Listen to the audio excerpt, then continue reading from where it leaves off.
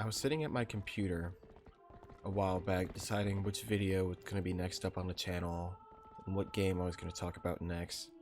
And I played a couple things, I had an idea, and there were some that are probably going to be on the way soon.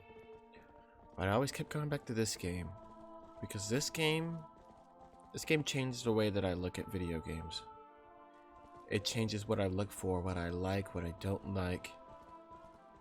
It made me find a love for music, love for storytelling, a love for connection to the story that otherwise you wouldn't have in a form of media.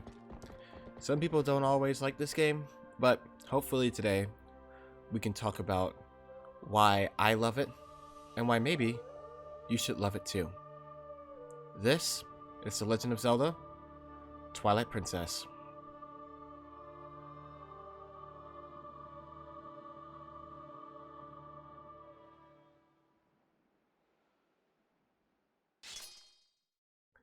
Okay, this is your warning. There's spoilers in this video, so if you don't want to get spoiled, go experience this beautiful game and then come back and we can talk and enjoy and have some fun and all that jazz.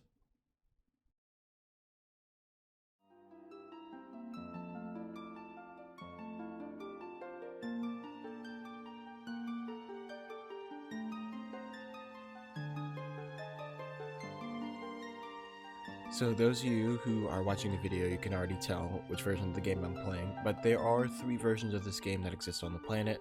There's the Gamecube version, there is a Wii U version, which is the same thing as the Gamecube except the world is flipped where Link is right-handed, and then there's the Wii U version that does contain both.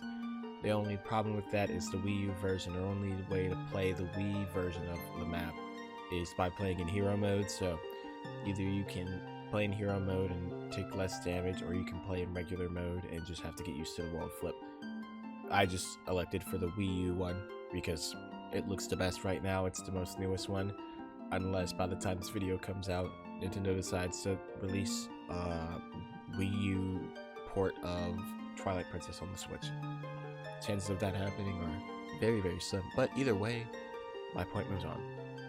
There's some very, very good reasons why I choose to use the Wii U version.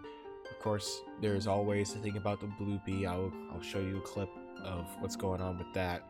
But pretty much anytime you boot up the game for the first time again, especially if it's like, okay, I cut the game off, I cut it back on, every time you log back in, it'll tell you what value the rupee is every single time you pick up the first one. So every time you pick up a blue rupee after you cut the game off, it will tell you that a blue rupee is 5 rupees, even though you already knew that. And so in the Wii U version, it fixes that problem. You only tell it once, and then after that, you're good. Like I already said, this game also has some changes to the Twilight Zone, which we'll talk more about later, but really the biggest thing is just that the tiers of light section get lowered. There are less tiers of light in each area, which I didn't really understand because there's no point in lowering the tier amount if you still have to go to all the locations. I just thought that was weird, but it is what it is. Less work means more fun for me.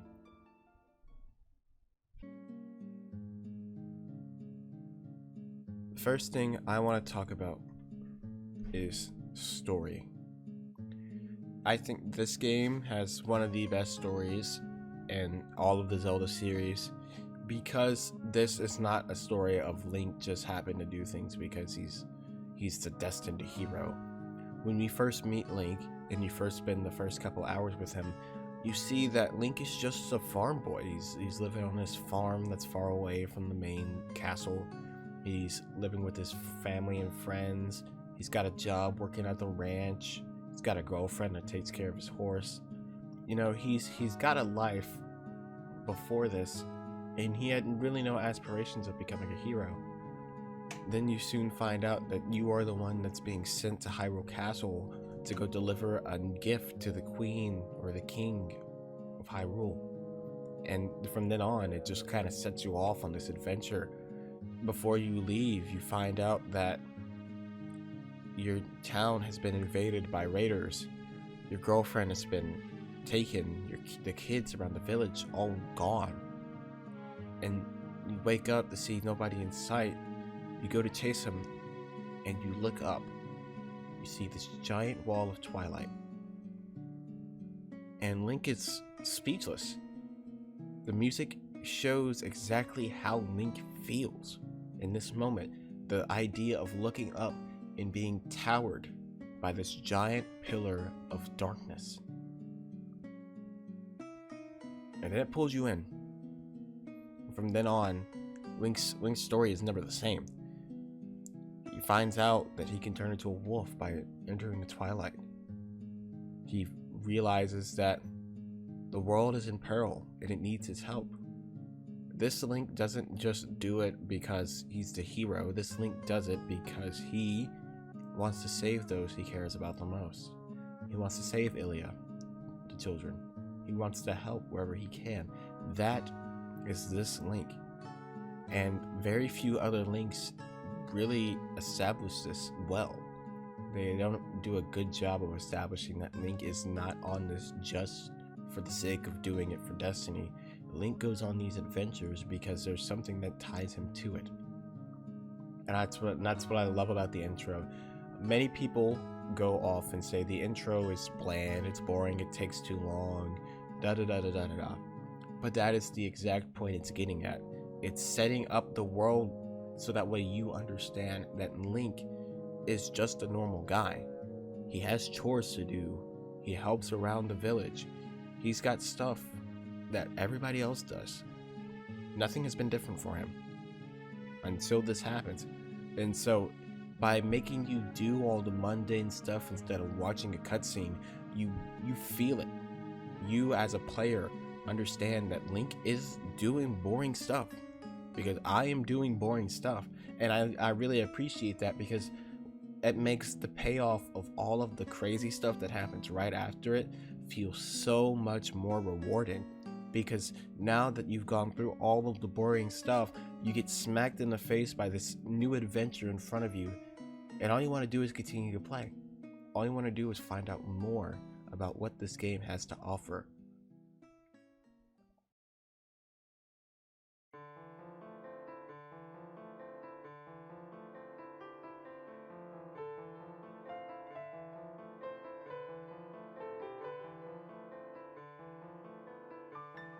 It's time to talk about one of the best characters in all of video game media.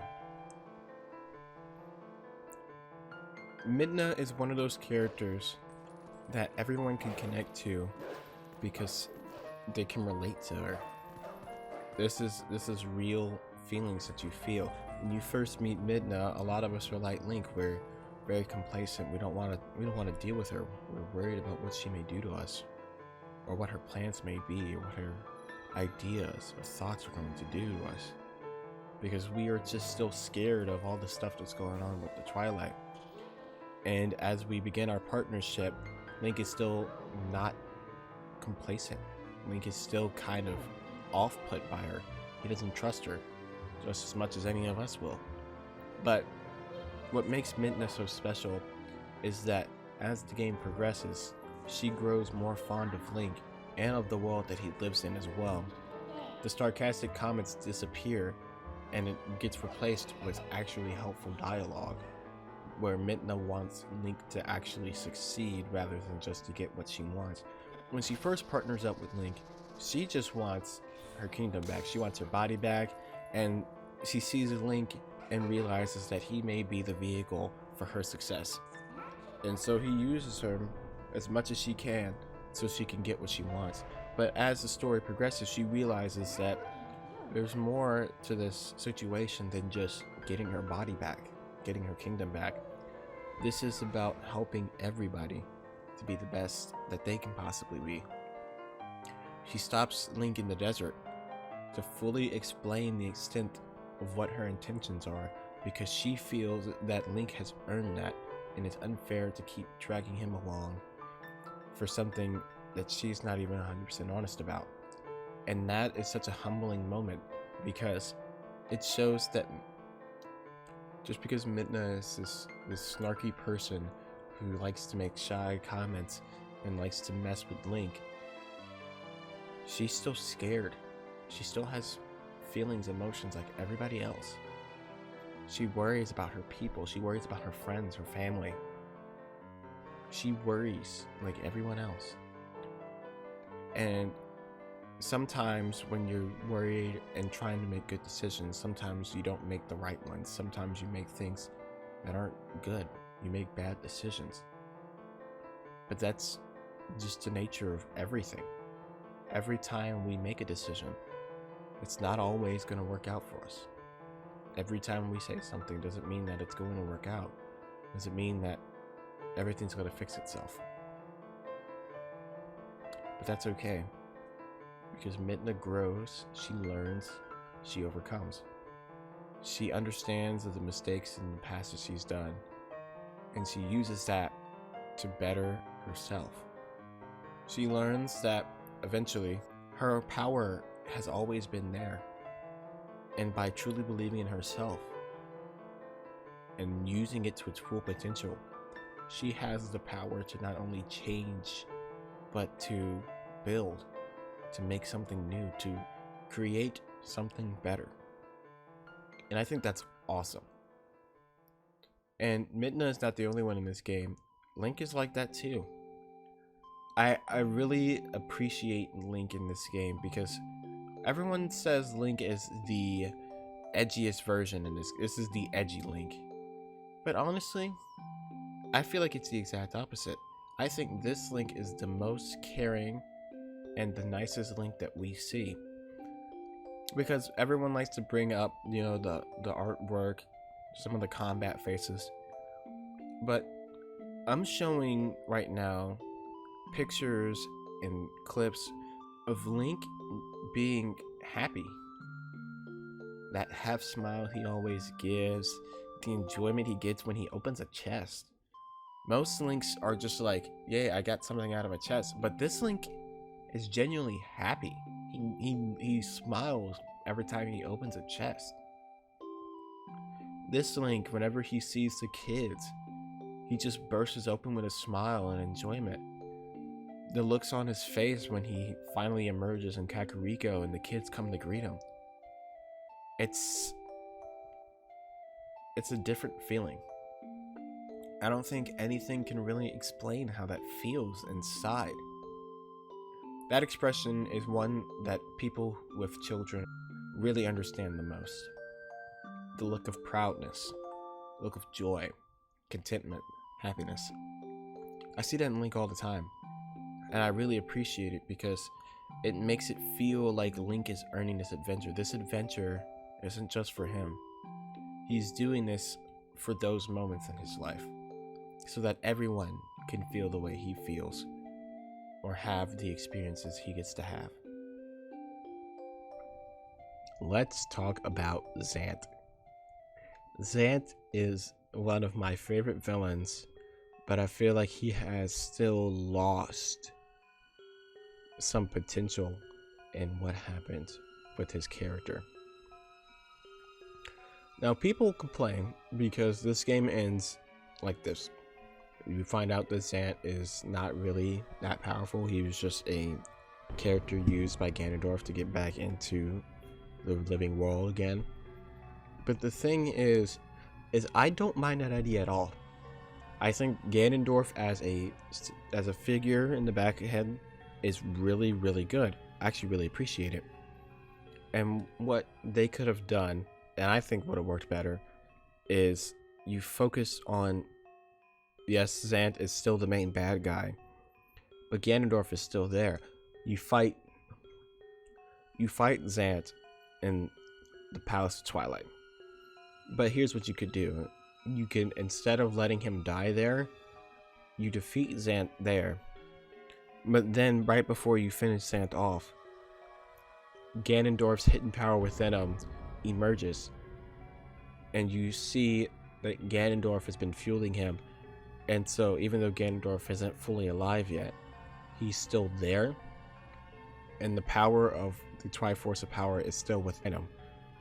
And so you can do where Zant is the final boss in the Hyrule Castle being fueled by Ganon, or you fight Zant one more time and then Ganondorf emerges from his body, and then that's part 2. There's a lot of cool ideas you could have done. And I feel like getting rid of Zant early didn't really work for me, because Zant, this entire game, is this overarching bad guy. He just feels like he's looming over every corner. You can't walk around without forgetting that he's gonna eventually be the guy you fight. He's terrifying to look at. The giant mask, you feel uncomfortable trying to confront him. And then you meet him, and he's goofball. It's just, I felt like there could have been more of an opportunity to let a new villain take the front face of a Zelda game. I think it would have been interesting.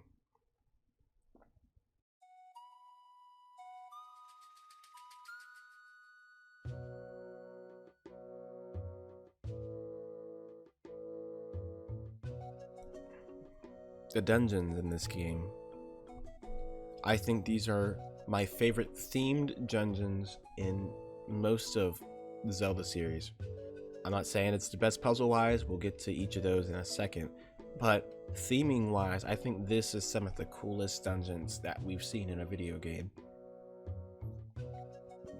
First, we start off, like most other games, in a forest.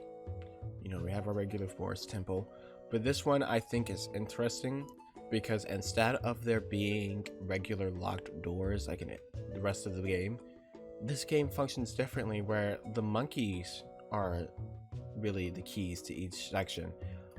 Instead of unlocking a door, you unlock a monkey that allows you to traverse to a different section of the dungeon, which is a really interesting idea because it takes the lid off of just walk in the door, look for a key, find the key, take the key to the door, open the next door, look in that door, find the key, so on and so forth. This one kind of adds a different twist to it. It adds a little spin on it. And we can't forget about the bomb plant things. Sorry.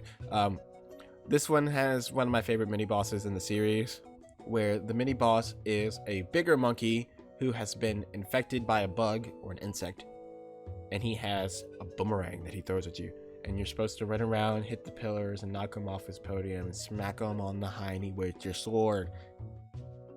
It's a whole goofy experience that most boss battles or most mini bosses don't have, and I really appreciated that. And of course, you end the dungeon with one of my favorite Zelda items of all time, the Gale Boomerang, because I love it, because this is one of the few games where the boomerang coming back to you makes sense, because there's an actual spirit inside of it that allows it to move and use its wind powers. I think that is dope, personally. I can't speak for everybody. But after this, of course, you move to Kakariko Village and Death Mountain, where you eventually will make your way up into the Goron Mines. Now, the Goron Mines is my second least favorite. My least favorite is later on in the video, but this is just because this dungeon is a little more bland, and I think it's just because it's set up to be a mine, and I think when you're taking it under that lens, it works out much better, because you do understand that the reason it's set up a certain way is because it's set up like a mine, not meant to be visually appealing. There's lava, there's rocks, there's fences, there's mining equipment all over the place.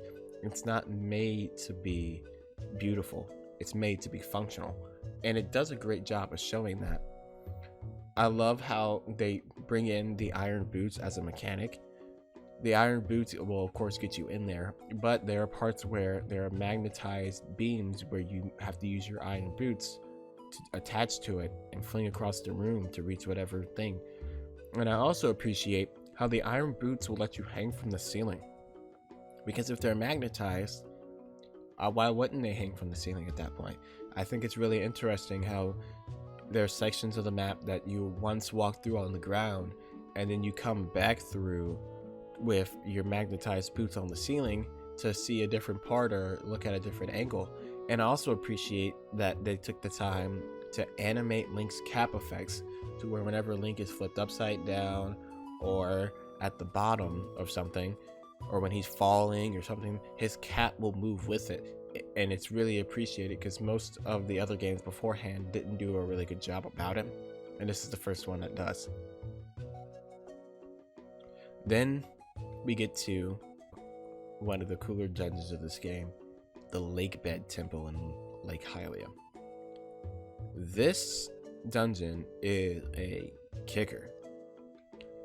I like to imagine this as Water Temple on steroids, because this game is still just like Ocarina of Time. It has that same idea of the water is what gets you through the dungeon, and so how you maneuver and move the water around will change what you're able to get into and how you traverse around the map. And so I kid you not, the first time I played through this as a kid, it took me like 6 hours to get through this, because my brain wasn't comprehending how the water function worked. And so I thought it was really interesting to see how the differences change with the water. Also, this boss is one of the coolest bosses to watch. While playing it, it's actually really kind of blandish. It's still epic the first couple times, but after you come back, it's not as cool. But the very first time you're watching this boss fight, it is one of the most epic things ever. Who would have thought that you would be hook-shotting towards a giant fish and stabbing it in the eye with your sword? That stuff is dope. It's cool. I don't care what anybody says, it's cool stuff. But then after this dungeon, you get a lot of exposition stuff that we'll talk about later. Then we move on to Arbiter's Grounds. The Arbiter's Grounds, everyone says this is their favorite dungeon in the game. Currently, it's not mine, but that's because I like a different dungeon a little bit more. But this dungeon does what every dungeon should do in the later half of the game. This is the first introduction to a Link plus Wolf Link situation, where you're utilizing both versions of Link to solve puzzles, which I absolutely love. I love when games are able to stack previous ideas or mechanics on top of each other, so that way as the game progresses, you feel like you're progressing too. That was one of my problems with Breath of the Wild, is because it was so non-linear that really how you play the game changes every time you play it. And because you can't set a set path for them, then that means that the dungeons can't build off of each other. You can't have Rivali's Gale be an answer for a puzzle in another dungeon, because you can't expect for the player to have used or gone to Rivali before going to this dungeon. And so you just have to understand that it's always a little different. But that's why I appreciate linear games like this, because it allows for a little more changes in how you problem solve and how you set things. But my least favorite section of this dungeon is, of course, the first part. I think that it's just a weaker version of the mechanic in Ocarina of Time, where you're going around finding the post to relight the things. But really, for me, the second part of the dungeon is where this thing really takes off, because now you're utilizing the spinner. You walk into big rooms and you're confused on what's the first step to go. That stuff is really cool. I love the theming of like an ancient tomb or crypt. I think that is super awesome. The undead, the bones, the skeletons all over the place. It really does set this place off as what it was meant to be used for. This was a prison for the Gerudo tribe. After Ganondorf's crimes of trying to take over Hyrule, the Hyrulean government kind of swooped in. They arrested, they locked up all the Gerudo, they tortured them in the Arbiter's Grounds, and they persecuted them all. That's the reason why we don't see the Gerudo. It's because most of them are all gone. They're dead. They're gone completely. And that is dark, because you don't find that out unless you do some digging and you look for it. What you may think is a really just cool ancient tomb dungeon, you don't realize this was just a torture ground. This was a place that allowed for the Hyruleans to really do some dirt on these guys. This was awful. But I think that adds another layer to this, that I love the fact that this game pushes the perspective that the Hyrulean government is not just good guys. These are not always good people. There's a lot of bad decisions they've made, and it just keeps popping up all over the place of times where they have faulted or made bad decisions or done things that they weren't supposed to. I think it's super, super interesting. And then we move to my favorite dungeon in the game, Snow Peak Ruins. And it has to do all with the theming. Snow Peak Ruins is set up as this giant manor in the middle of the mountains, and it was used as a safe house for the royal family of Hyrule in case things went bad at the castle and they needed a place to stay. Some players also push it as a possible armory and training ground for Hyrule soldiers, and they would go to the mountains and they would train and learn how to do what they do. And so when you finally get there, it's pretty much empty. The only things that are sentient inhabiting it are Yeto and Yetta, two giant Yeti folk who live in this abandoned house. And as you explore, you see giant suits of armor all over the place. You see weapons and cannons and gunpowder all frozen over. You see this all over the place. And the least good part about this is, of course, the fetch quest of Yetta telling you that things are in wrong places and you're supposed to be looking for the key to get the mirror shard.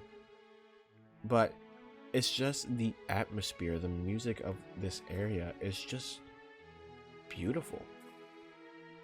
It just makes you wonder what this place would have looked like in its prime, or what was the true intentions of this manor. Then we move to my least favorite part of the game, the Temple of Time. Now, the idea of going back through a door to go back in time to view the Temple of Time, I think that is cool. But my problem is the way that the dungeon is set up is really boring to play through. It's this 12-floor tower, and you're climbing up the tower, you're getting the dungeon item, then you're taking a statue all the way back down, and that's the entire dungeon. And that to me is absolutely boring. I don't like the theming. I think the dungeon item is cool, but the problem with this dungeon item in particular is it suffers from one of those things where it's such a gimmicky item that you'll never use it after the dungeon is over. Like, and you use it maybe once or twice after it's done, and then after that you're done with it entirely. The spinner is another one where outside of its one or two uses that you'll need it for, you'll never use it again, which kind of bothers me, because I prefer when items will always have a good use after grabbing it. Things change, you know, you're able to do new stuff with it now, but this game doesn't offer that as much, which is kind of disappointed. Then we move to one of the more controversial dungeons of the game. The City in the Sky is an odd one because everybody has a different opinion on it. Some people hate it, absolutely. Some people love it. I'm kind of in the middle. I think the theming of the dungeon is really cool, but I think some of the stuff that you do is kind of bland and repetitive. But I think it may also stem from the fact that because you're a city in the sky, there's only so many things you can do texture-wise that won't clash with the backdrop of the blue skies in the game as well. So you have to have neutral textures, which is just not appealing to the eyes. But I think what really saves the dungeon for me is its final boss against a giant dragon. You're climbing up these towers and you're swinging across to grab on the back of this dragon, and you're stabbing him in the back. It's such an interesting boss fight.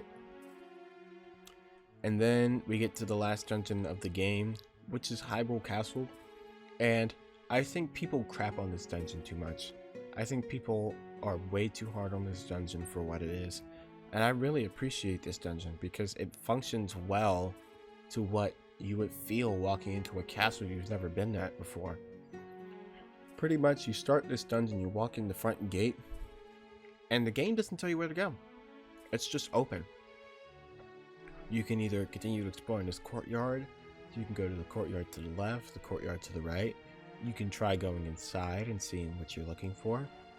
But the whole point is it's this vast, giant castle, and you're not given an idea of where to step first. There's so much to explore, so much to do, but you have no clue where to start. And I really appreciate that because it works out so well for what the game is trying to get to you at the very end. Yes, you're rushing to try and save Princess Zelda and the rest of the world from Ganondorf, but sometimes it's hard to get it done if you don't know where to start.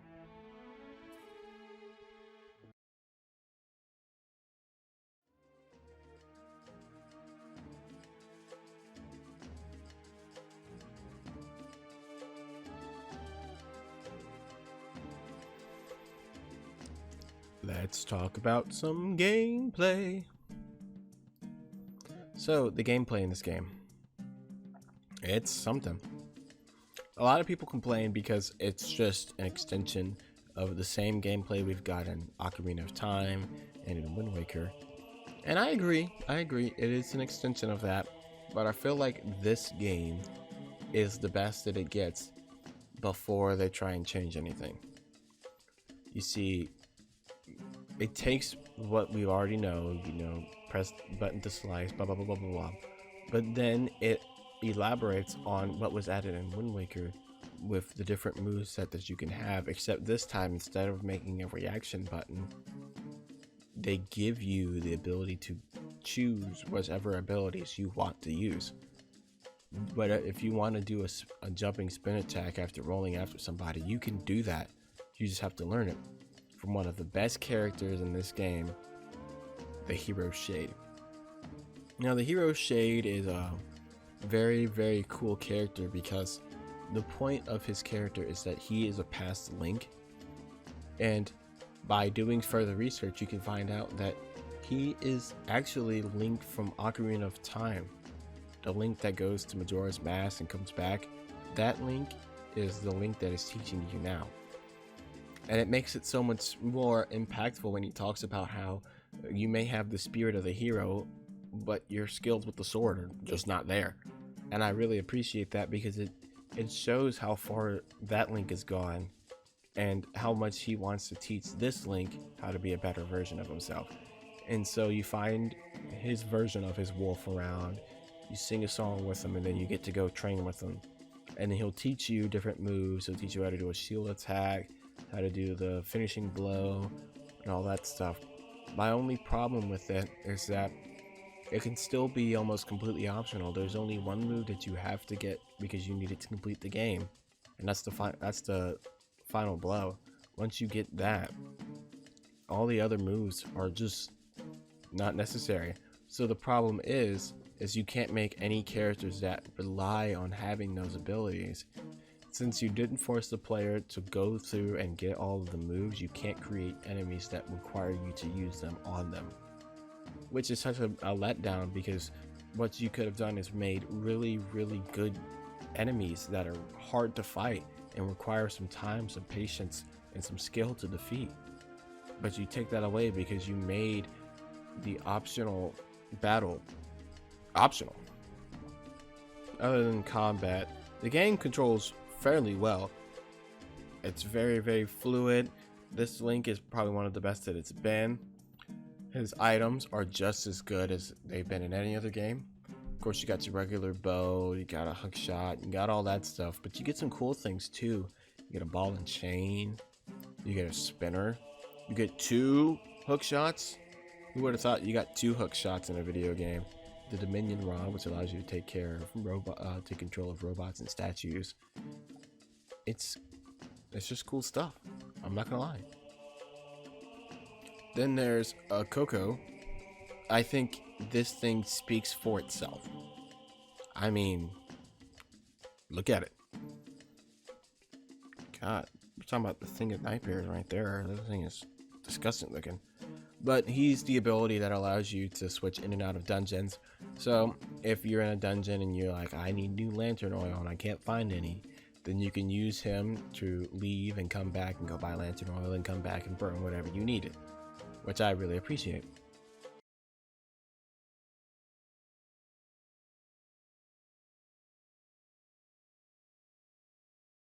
So I can't sit and praise this game for 30 minutes without talking about the things that aren't good about it. One of the biggest concerns that people make up is just the way that the game is designed texture wise. This game is just dark looking. Not dark, not just dark story or like content wise, it's just dark to look at. And because this game decided to take a more realistic approach to the textures, especially when you're looking at foliage or like buildings, the problem is that over time it begins to look more and more dated. And so, while yes, it looks fine now, if you play the game in 15 years, you're gonna look back on it and be like, wow, that is something. That is something. And that's always a scary thing when you're trying to make realistic looking games instead of trying to go for stylistic approaches. But while we're also on this realistic thing, it's weird because it's realistic but it's not at the same time. And this game is so weird, especially when it comes to character textures, because the main characters we always see look absolutely fantastic. This model of Link, Midna, Zelda, all of those important figures look beautiful in this game. All of the different races in Hyrule also look great. I love the Goron designs. They look like giant rocks and they all have different hairstyles and different muscle types. It's really cool. The Zora, I think this is one, a lot of people are very on and off about it, but I love the Zora design in this game because it looks like they're fish more than they are people. And it sets the plane that these are two different types of things. And then of course you got the Yeti folk. Those guys look awesome. But then you look at humans. Let's just show you some humans. Because you got this. And this. And this. And this. Why? If you spent the time to make Link and all the other humans look good, I felt like you should have just gone for that approach too. And I know that they're just trying to make them kind of cartoonish to go with the other races of the game, but I feel like it works so much better if you were to just make them look normal. I think it just ends up looking odd. Another argument that everybody makes about this game is that Twilight Princess is just Ocarina of Time 2. And while I can see where people come from, I don't think that it's 100% the same sort of thing. Now, of course, the basic fundamentals are there. You know, Link from a village. You know, he wakes up, he finds out that he's the hero. He goes to a forest, a fireplace, and then a water place, and then he does something else, and then the game continues. And then and you fight Ganon at the end. But I think it's staples of Zelda games, and it's not the only game that does this. There's a couple of other games that have this same following idea, but it's because that this game came out so close to Ocarina of Time that everybody makes that comparison. And while I do agree that this is like Twilight Princess is an extension of Ocarina of Time, I don't think that it's fair to only compare it that way. I think there are a lot of things in this game that Ocarina of Time tried to do that just worked better in this game. But in vice versa, there are things that Ocarina of Time just did better. The effect of experiencing the world, walking around and seeing this world in the eyes of both the lens of a child and the lens of an adult. You see it more in that game. In this game, you're just kind of following a path that the game lays out for you, and you keep following it till the very end. People also complain about the fact that the open world is barren, and this is why I also mentioned the Ocarina of Time thing, because Ocarina of Time's Hyrule Field is just as barren, but the thing is that Hyrule Field and Ocarina of Time is just small. It's just a small thing, and so you don't notice that it's barren because there's not a lot of it for you to be like, okay, this is annoying. But the problem is that Hyrule Field in Twilight Princess is like double the size of it in Ocarina of Time.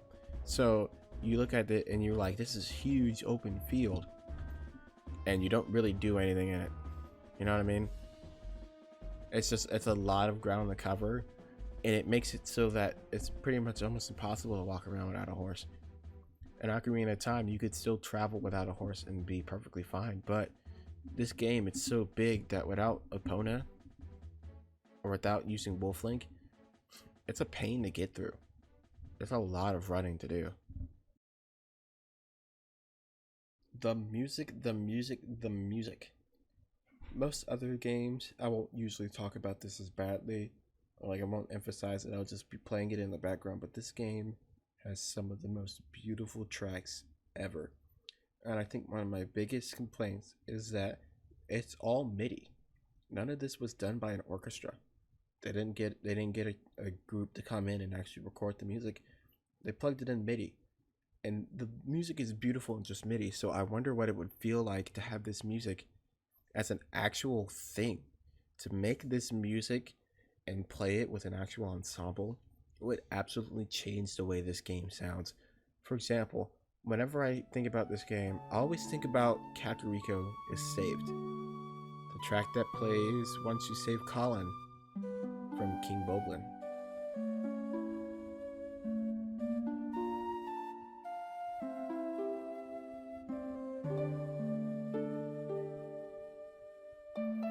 It makes you feel connected to the people of this village now, and you feel a connection after saving Colin because it feels earned.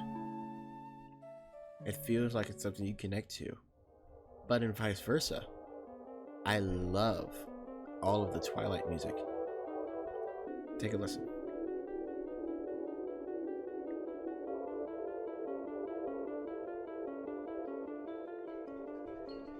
All of the electronic synth sounds that feel all of the Twilight realm makes you feel like there is inside turmoil. You feel uncomfortable. You don't feel at ease. You feel conflicted, confused, scared, possibly. It makes you feel uneven, unbalanced.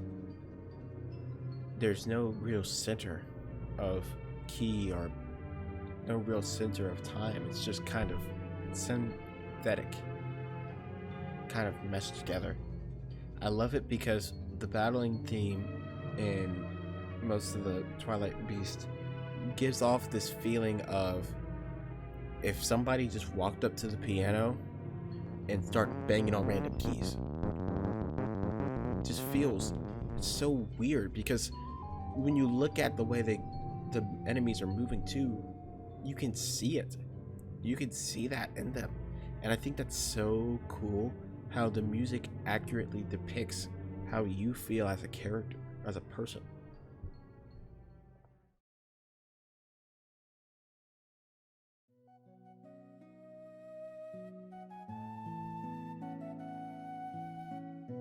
This game is just epic. Everything about this game is epic. Jumping up and slamming your sword into enemies, doing the animation of Link putting his sword back in his holster, fighting the so many bosses that are wonderfully crafted. It's all epic. It's all cool. If this game was a movie, it would still be my favorite movie. It functions well story-wise, and the gameplay does a pretty good job of trying to keep up with it too. Very few games allow me the opportunity to really connect with what's going on with the characters, to allow me to really get a good feel for what everyone is feeling, thinking, or doing. It doesn't feel like this is a world that is uninvolved or unattached by the things going on. This world is actively affected by it. People are coming together, resistances are being built, friends are coming together or pushing apart, all because of the stuff going around. And it makes the game feel more alive, and you appreciate it for what it is. Twilight Princess is epic. It's one of the best Zelda games ever, and it's definitely worth a shot if you ever get a chance to play or experience it for yourself. One last thing Link taught me: you don't have to be chosen to do what's right. Being brave or being strong isn't about how much you can pick up, how strong you are, how well you can fight, but your courage and your ability to continue doing the right thing regardless of those who may stand in your way or those who may do you wrong. Being strong is more about how you think than how you act. And being a hero is not just being the guy who saves the day, who has the magic sword, who does all of the crazy stuff. Being a hero is just protecting what you love and doing best by those around you.